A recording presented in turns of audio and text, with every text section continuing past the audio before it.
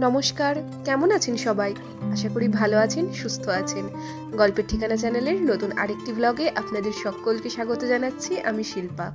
সরস্বতী পুজোর দিন সকালে স্নান টান করে বেরিয়ে পড়েছি আর পৌঁছে গেছি পুজো মণ্ডপের কাছে। আমাদের কলোনির ভেতরে যেখানে শিব ঠাকুরের মন্দিরটি রয়েছে সেইখানেই একদম তার সামনে এই সরস্বতী ঠাকুরের মণ্ডপটি তৈরি হয়েছে। এসে দেখি এখনো মায়ের মুখ খোলা হয়নি, আর এদিকে মোটামুটি জোগাড় যন্ত্র পুজোর সব হয়েই এসছে। তো এই দেখুন, এখন মায়ের মুখ থেকে পর্দা ওঠানো হচ্ছে আর মাকে মালাও পরানো হবে। সকালে স্নান টান করিয়ে বাচ্চাদেরকে পাঠিয়ে দিয়েছি স্কুলে। আজ বাচ্চাদের স্কুলেও প্রথম সরস্বতী পুজো, তো ওরা সকলে স্নান টান করে হলুদ রঙের পাঞ্জাবি ওদের স্কুলের পুজোয় গেছে।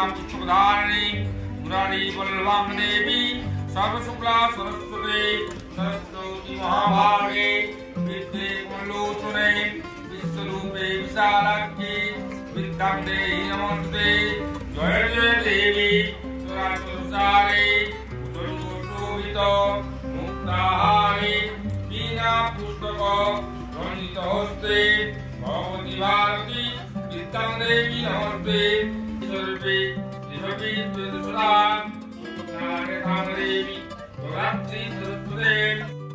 তো এই যে দেখুন, আমাদের বাচ্চাগুলো চলে এসেছে স্কুল থেকে। এসেই বলছে গরম লাগছে, তো তার জন্য সোয়েটার খুলে দিয়েছে, এখন শুধু পাঞ্জাবিটা পরে আছে। ওদেরও একটা নতুন এক্সাইটমেন্ট পুজো। আসলে পুজোতে আগেও বসেছে, কিন্তু পুজোর মানেটা ওরা বোঝে না। ওরা বোঝে না সরস্বতী পুজো কী জন্যে করা হয় বা কী। তো এখন ওরা বুঝেছে, একটু বোঝে যে পড়াশোনার ঠাকুর হচ্ছেন মা সরস্বতী, আর মা সরস্বতীর কাছে পুষ্পাঞ্জলি দিলে মা সরস্বতী অনেক বিদ্যা দেয়, বুদ্ধি দেয়। এখন ওদের মাথায় এইটুকুই ঢুকেছে। আর এই যে ঠাকুর মশাইকে দেখলেন, উনি বাঙালি। উনি প্রত্যেকবারের মতো কলকাতা থেকে আসেন এখানে পুজো করতে। অ্যাকচুয়ালি বাঙালি পুজোগুলো বাঙালি পুরোহিত দিয়ে না করালে বেশ সেই আমেজটা আসে না। তো এই যে দেখুন, এখন এখানে পুজোর যজ্ঞ চলছে আর আমরা সবাই মিলে বসে আছি।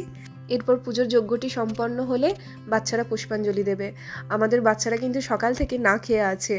আমাদেরও সেই দিনের কথা মনে পড়ে যায়। সেই ছোটোবেলায় আমরাও শাড়ি পরে, মায়ের শাড়ি স্পেশালি পরে অঞ্জলি দিতে যেতাম। আর যখন আমরা ক্লাস 9-10-এ উঠলাম, তখন তো স্কুলের পুজোটাই ছিল আমাদের সমস্ত দায়িত্বভার।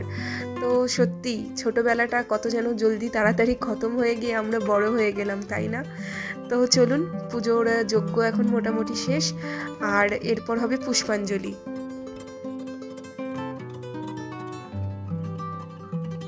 পুষ্পাঞ্জলির পর মায়ের আরতি।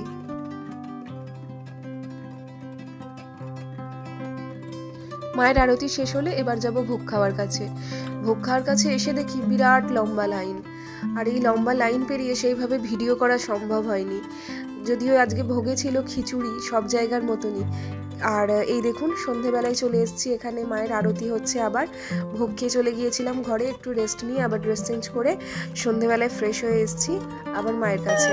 এখন সন্ধেবেলায় মায়ের আরতি চলছে।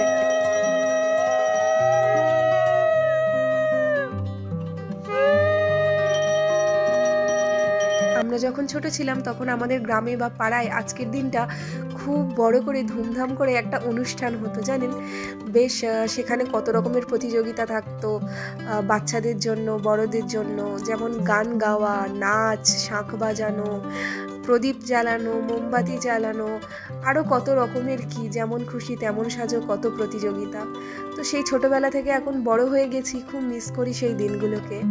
তো যেহেতু পরের দিন বৃহস্পতিবার ছিল, তো বৃহস্পতিবার দিন মায়ের বিসর্জন হবে না, তার জন্য শুক্রবার দিন সকালে মায়ের আরতি করে একটু বরণ করে মাকে বিসর্জন দেওয়া হলো। বাইরে থেকে বাচ্চারাও যে একটু জানতে পারছে সরস্বতী পুজোর সম্বন্ধে, এটাই একটা বড় পাওনা। আসলে আমরা তো কখনো ভাবিনি যে বাচ্চারাও কখনো আমাদের এই বাঙালি পুজোর সম্পর্কে এত অবগত হবে। তো যাই হোক, এটাও ভালো লাগে যে আমরা বাচ্চাদের আমাদের কালচারগুলোর সঙ্গে একটু পরিচিত করাতে পারি। তাহলে চলুন, আজকের ভিডিওটা এখানেই শেষ করছি। দেখা হবে আবার আপনাদের সাথে পরবর্তী ভিডিওতে। ততক্ষণ আপনারা ভালো থাকবেন, সুস্থ থাকবেন, আর ভিডিওটি ভালো লাগলে লাইক করে পাশে থাকবেন। আর যদি চ্যানেলে নতুন হন, প্লিজ চ্যানেলটিকে সাবস্ক্রাইব করে আমার পাশে থাকবেন। চলুন তাহলে আবার পরবর্তী ভিডিওতে দেখা হবে। টাটা।